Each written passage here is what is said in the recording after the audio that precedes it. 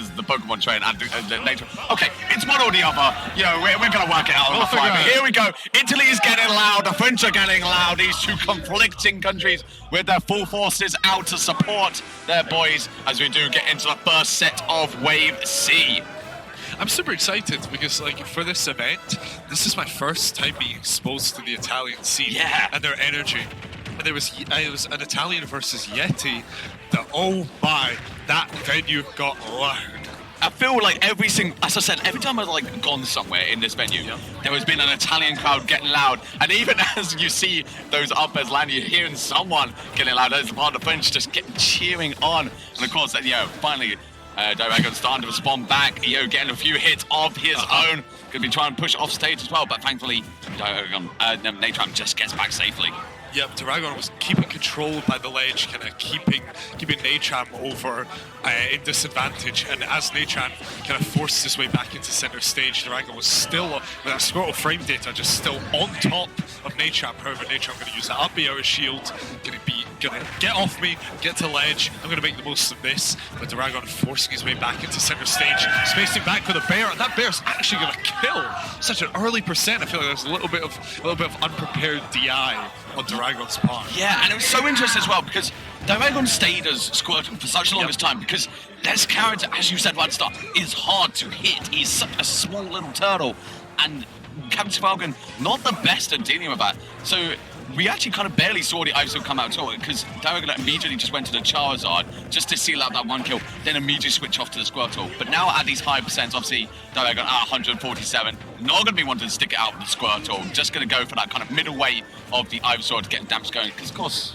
this character can still do bits with all these huge hitboxes, all the damage he can pump out. Well, like you were saying, typically you see PTs kind of around the 70-80% range. Like, I gotta get out of here. I gotta bring Ivysaur in. But like you were saying, a lot of the way that Captain Falcon kills, it struggles a lot on small characters. It's hard to hit. You're kind of going to want to hit a straight hit, Falcon kick or something, and Squirtle with that frame data, really hard to get punished for Captain Falcon. So kind of staying a Squirtle to the 100% range isn't too much of an issue, and it only kind of plays to your advantage. You can see Diragon just pulling such a monumental lead right now, 147% to his name, and Neytram is still struggling to get a kill off. And of course, you do see the Captain Falcon out as well, which is still surviving even after the upbeat. And let me tell you something, Yapigi. There was nothing scarier than the world than a Charizard at a high percentage where they do not care if they flare blitz. Because let's face it, you're 197. You're going to be dying to everything anyway. So what's an extra 30 or so going to do if you're flare blitz? But thankfully, Neytram gets rid of that threat and gets rid of the Charizard, take that stock away, but still a bit of a hill to climb, especially as the Squirtle's out to start doing these kind of low sync combos. Going to be probably switching to Ivysaur shortly, but obviously just going to stick it out with Squirtle now, just using the small height of this character and of course the water gun as well, just to keep pushing Neytram away. Yeah, this is what tests the Captain Falcon main. You need to be so airtight with your combos, so on point with your punishes against Squirtle. And we can see every time Neytram seems like there are signs of getting something started, signs of a turnabout, it just slips right out of his hands because Squirtle is just such a hard character to pin down. Like, look at that, just a bear over shield into a down tilt. And what is Neytram doing in that situation? Okay, and it's literally what we were saying as well. He's at 137 right now, still sticking it out with the Squirtle.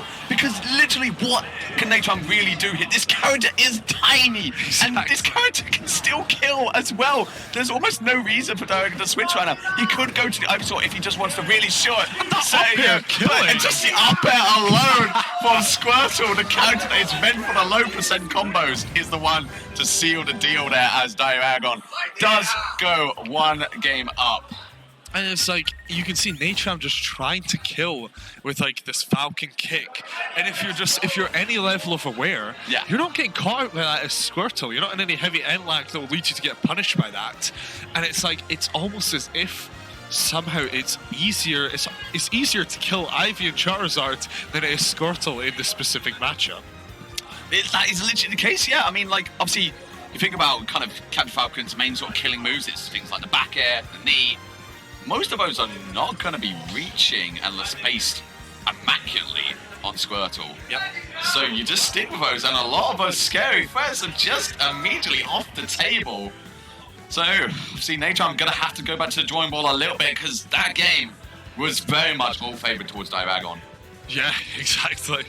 I'm gonna see. I was gonna say maybe some soul searching was going on, some thinking of how am I gonna deal with this. I think the key to winning this is absolutely pinning down that Squirtle. Yes. Never mind the Ivysaur, never mind the Charizard. You're not gonna be seeing them a lot this set. It's how are you gonna pin down that Squirtle and force Diragon to kind of want to make the switch. Yeah, I mean, you've already seen just how monstrous Diragon's advantage state can be. Yep. And as you say, if Neytram cannot pin down this Squirtle at all, then it's just going to spell disaster. And it's kind of already what we've seen, the patience as well there to obviously get the follow-up grab. Neytram's still just trying to find a single opportunity and opening anything to get through, but nothing is working as Diragon is just dancing around even shields at this point. Yeah, exactly. It's just everything that Diragon throws out is just something that's... Neytram has to think 1-2 steps ahead if he wants to punish it. And it's honestly, it's so brutal to watch just a character fight so hard to outplay another character.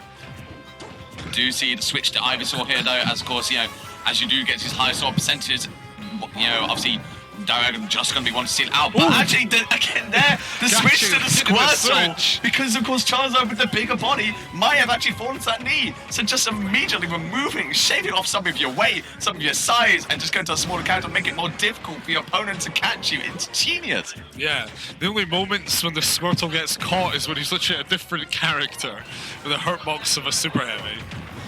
There we go, I like that wall jump into the bear, and a marvellous way of getting back onto stage and securing the stock with that bear, 113% to his name. But I know for a fact that Diragon is not worried at all about getting killed off of any stray hits. Yeah, absolutely. They're still sticking it out with the Squirtle here. Neytram's starting to connect a few of the hits though. Still at a high percentage on Diragon's side. So just needs to find that final hit to actually take the stock away. The jabs at Ledge are not going to be able to do it. But of course, Diragon is off stage, and the back air does land into the Ivysaur to finally take the stock away. Even game right now. Incredibly nicely done. That bear, despite Squirtle's height, timed and placed, positioned perfectly. And actually, for the first time, we're seeing Neytram with the lead. Maybe that soul searching was worth a lot, because in this time, last game, there was a 2-stock lead on Diragon's name. And it seems like he really has learned a lot from that first game. Yeah, and I love the way that Neytram has been kind of adapting to each character as well. Like in the previous game, I don't think he quite expected to have to deal with the Squirtle for so long. But now he knows that character's going to be out for a while. Yeah. So he's catching on and saying, okay, I'm going to delay my up airs a little bit. We saw him there as well a few moments ago where he sort of he went for the up airs, let it go, dropped down the stage because he knew that Neytram was going to fall, fast fall back to the ground. So then immediately just dashed in, got the grab again, would continue the combo. And we're actually looking at a pretty comfortable lead here, forcing Diragon onto the Ivysaur to try and just deal a bit more damage, get the kill off. But the Charizard also out as well. This is the scary percentage, as of course these kills will start, these foes will start killing very, very shortly if Neytram is not careful. Yep, the mix-up with the wall jump to up being not really getting the results that Neytram was looking for and almost cost him the stock. This is a dangerous situation for the both of them. You cannot be throwing out those up Bs haphazardly. You are fighting against Charizard and anything is going to kill you, especially with that rage that Diragon has tapped onto the big giant fire missile. Yeah, you can see. These Falcon kicks are just going flying right now. And of course, it makes sense because down B is it's obviously a burst attack. If it connects, it will most likely kill. Yeah. But you have to connect it, and if you don't, you are stuck in a bit of end lag, which Diragon was able to catch on, on that second one. Of course, now off stage, Neytram got to get back safely against this Charizard, who does just jumping over him. Yep. Still on hunt. Of course, Charizard not at fast carrots. It's difficult to catch Captain Falcon, who is just so much faster than him. And they're just both moving around each other with all these explosive kill options, and neither of them are landing. But the up B's going to catch Diragon, hiding in shield. Squirtle's come back out. I was telling you, Sma, the key to winning this set was to pin down that Squirtle, to lock it down, and to force Diragon onto other characters, and to kind of use the entire roster of PT. And now we see Neytram has the lead, but is swiftly lost. Only 10% to Diragon's name. Let's see, can Neytram make the most of this small lead as Diragon is forced to make the approach. Combos are finally hitting. Squirtle is not looking as impressive as he did in game 1, Sma. Yeah, that's just it. The knees are connect as Neytram seals up game 2 to even it all 1-1. because as I believe this is best of 3 as well, so this is all to play Best for. of 5. Is it best of 5 for this one as well? Oh my goodness.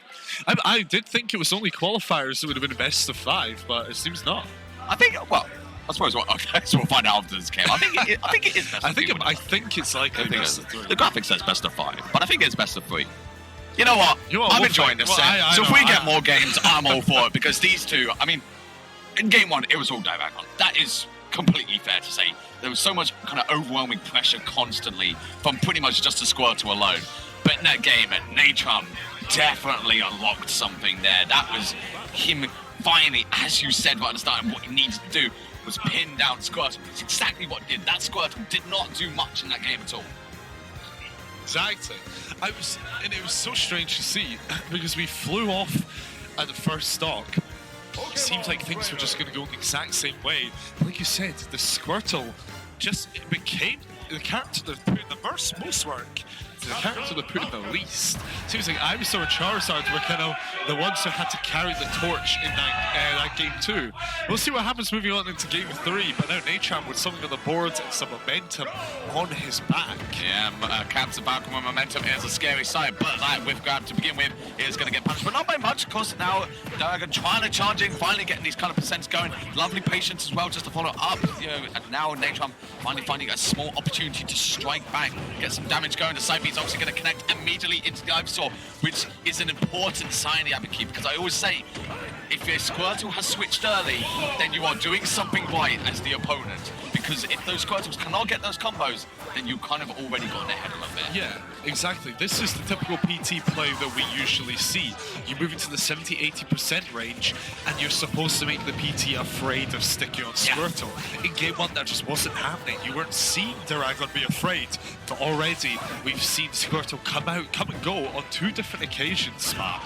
And that's the thing, the Ivysaur's come out, and there we go, another switch. Neytram needs to be more cognitive with these switches, because that's what a PT is going to do when they're in trouble and they feel they need to get out of this situation.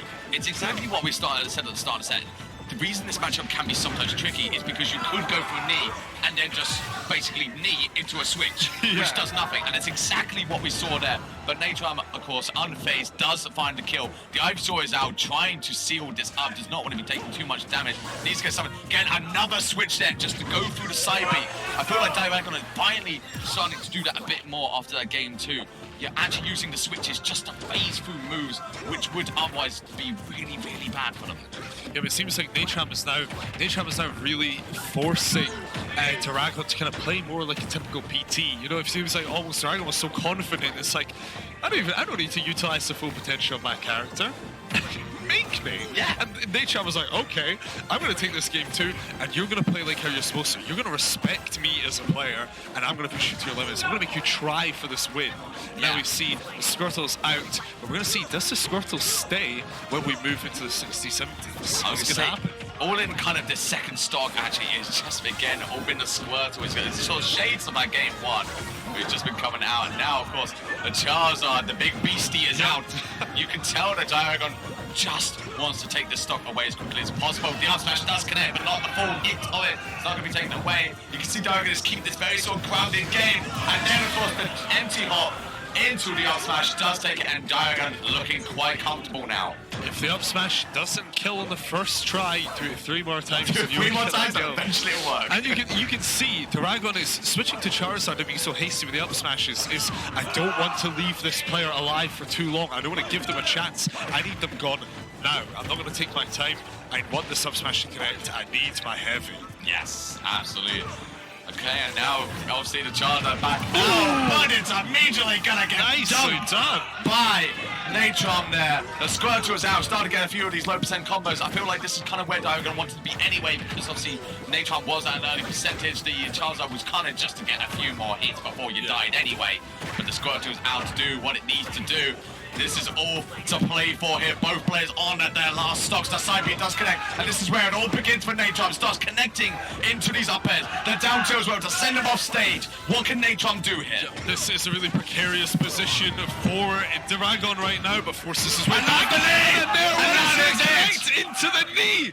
That is That is the downside of having such a big body. Swapped off of the Charizard, was hoping to get an early kill with that advantage, but unfortunately shot himself in the foot and ate the easiest Nair into a fair you've